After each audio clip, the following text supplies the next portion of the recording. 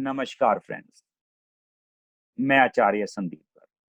आज हमारा चर्चा का विषय रहेगा 32 प्रवेश द्वारों का हमारे जीवन पर क्या प्रभाव है। जैसे इससे पहली वीडियो में हम कंफर्म कर चुके हैं उत्तर दिशा के प्रभाव और पूर्व दिशा के प्रभाव और दक्षिण दिशा के प्रभाव। आज हमारा पश्चिम दिशा के जो 8 एंट्री हैं, 8 प्रवेश द्वार हैं, उनके हमारे जीवन पर क्या प्रभाव हैं, तो हम जानेंगे उसके बारे में।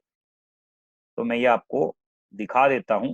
ये है 8 प्रवेश द्वार। तो जो हम देखते हैं, जैसे 360 डिग्री की टोटल हमारी पृथ्वी होती है, तो उसकी डिवीजन 90-90 डिग्री की हुई है। चाहे आपका प्लॉट 50 गज का है, 100 का है, 500 का है या 1000 गज का है, हम उसकी डिवीजन करेंगे तो हम उसको इस तरीके से देखेंगे, इस एंगल से, जो आपको डेस्कटॉप पे बकायदा दिखाया गया है। तो हम आगे बढ़ते हैं कि ये हमारी लाइफ के अंदर क्या क्या प्रभाव डालता है। जैसे W1 आयु एवं धन पर नकारात्मक प्रभाव, यानी कि आयु पर भी नुकसान, एक्सीडेंट होने का खतरा और धन का भी नुकसान।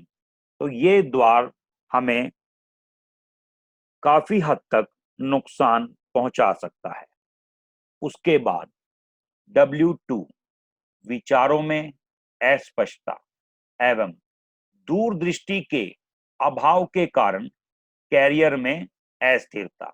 इसका मतलब ये हुआ कि हमारे जो विचार हैं वो भी क्लियर नहीं होंगे और ना ही हमारी देखने की क्षमता बहुत अच्छी होगी, और जीवन के महत्वपूर्ण आयामों में असुरक्षा की भावना, विशेषकर अपने नजदीकी संबंधों में, यानी कि जो हमारा आपस का भी भाईचारा होगा, उसमें भी हम क्लियर नहीं हो पाएंगे कि ये हमारे लिए ठीक है या गलत है।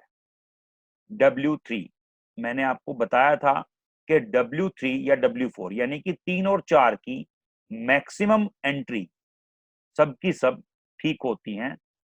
तो अब हम बात करते हैं W3 की। विकास एवं संपन्नता कारक, अविश्वसनीय परंतु दर्शनीय समृद्धि। मतलब ये कोई हमारे लिए जो W3 का गेट है, विकास एवं संपन्नता के कारक, अविश्वसनीय परंतु दर्शनीय समृद्धि। मतलब लगभग लगभग अगर हम बात करें तरक्की के लिए, मतलब ये जो द्वार है W3 का, हमारे लिए कोई बहुत अच्छा नहीं माना गया, मगर फिर भी लगभग लगभग बाकी वेस्ट के द्वारों से ये ठीक रहेगा। अब हम बात करते हैं W4 की। ना कोई विशेष लाभ, ना ही हानि। इसका मतलब ये हुआ कि ना तो कोई हमें इसमें विशेष लाभ होगा, ना कोई विशेष हानि होगी। एक असंतुलित संतुलित डरे डरे का जीवन निकालना और असंतुष्ट एवं सहज जीवन यापन, यानी कि कोई खास संतुष्टि नहीं दिखाई गई इस द्वार के अंदर।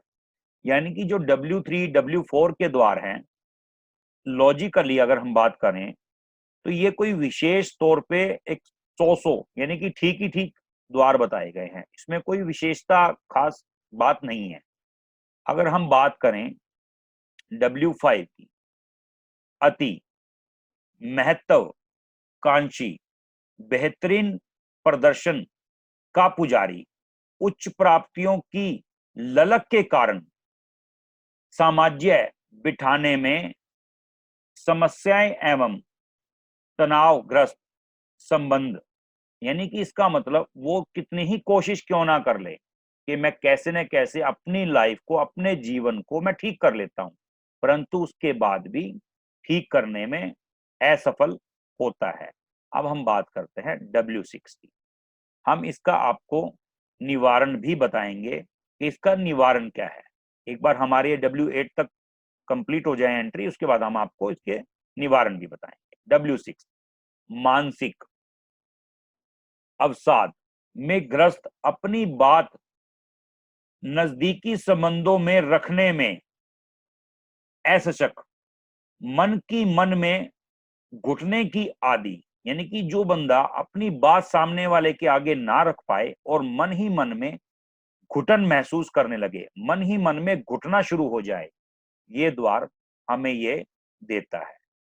अब W7 जीवन की छोटी छोटी खुशियों से वंचित, जीवन में निराशाओं से भरकर मादक द्रव्यों में सुख को खोजना, यानी कि इसका मतलब ये हुआ कि हम छोटी छोटी चीजों से भी पीड़ित रहेंगे, हम आनंद नहीं ले पाएंगे, हम छोटी छोटी चीजों के लिए दिक्कत फील करेंगे, हम अपने जीवन भर छोटे छोटे सुख को जुटाने में लगे रहेंगे। अब हम बात करते हैं W8 की। इस द्वार के प्रभावानुसार भवन निवासी अपने फायदे के लिए उचित अनुचित ढंगों को अपनाने में भी हिचक नहीं करते। इसका मतलब ये हुआ कि कहने का तात्पर्य ये है कि किसी के कुछ भी नुकसान हो जाए, बस अपना फायदा होना चाहिए। अपना 10 रुपए के फायदे के लिए सामने वाले का 1000 रुपए का नुकसान करने के लिए ऐसा पर्सन तैयार हो जाता है। क्यों? क्योंकि उसकी जो नेचर है, वो नेचर ये द्वार उसके अंदर एक भर देता है।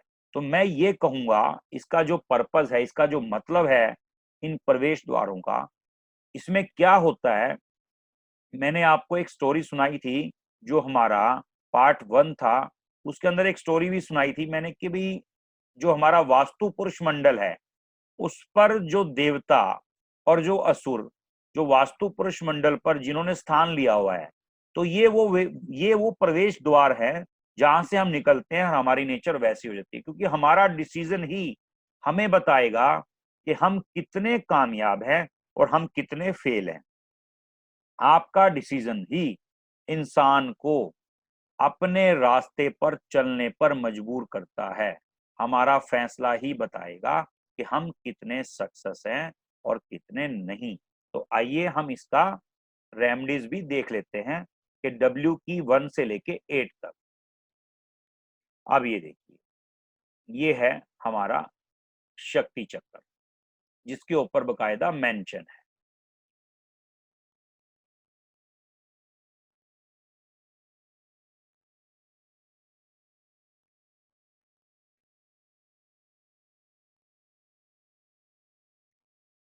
अब देखिए W1 में है व्हाइट कलर जिसका मेटल आयरन है। नोट करना चाहो आप नोट कर सकते हो, बाकी लिंक आपको PDF मिलेगी, फिर भी नोट करना चाहो आप नोट कर सकते हो। व्हाइट कलर मतलब आयरन, W2 व्हाइट कलर मतलब आयरन, W3 पॉजिटिव एंट्री पर विशेष खास पॉजिटिव नहीं, W4 भी कोई खास विशेष पॉजिटिव नहीं, मतलब ना ही नुकसान ना ही फायदा। W5 मतलब येलो ब्रास, W6 येलो मतलब ब्रास, W7 मतलब व्हाइट मतलब क्या हुआ आयरन, W8 ब्लू मतलब एल्युमिनियम। तो आप कलर के हिसाब से लिख सकते हो। ओनली 5 एलिमेंट का ही गेम है। मैंने आपको पहले भी बताया था, ये गेम ही 5 एलिमेंट का है।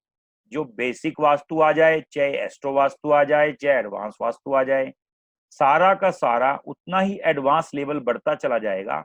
मगर ये जो सारा का सारा कॉन्सेप्ट है, वो सारा का सारा कॉन्सेप्ट ही 5 एलिमेंट के ऊपर है। तो दोस्तों मैं उम्मीद रखता हूं आपको मेरी बताई वीडियो के अंदर सेटिस्फेक्शन हुई होगी। अगर आपको ये वीडियो अच्छी लगी हो तो लाइक, शेयर और सब्सक्राइब करना मत भूलिएगा और बेल आइकन को प्रेस करना मत भूलिएगा। और मैं उम्मीद करता हूं आपका और हमारा प्यार ऐसे ही बना रहेगा और आगे हम परत दर परत ऐसे ही खोलते चले जाएंगे।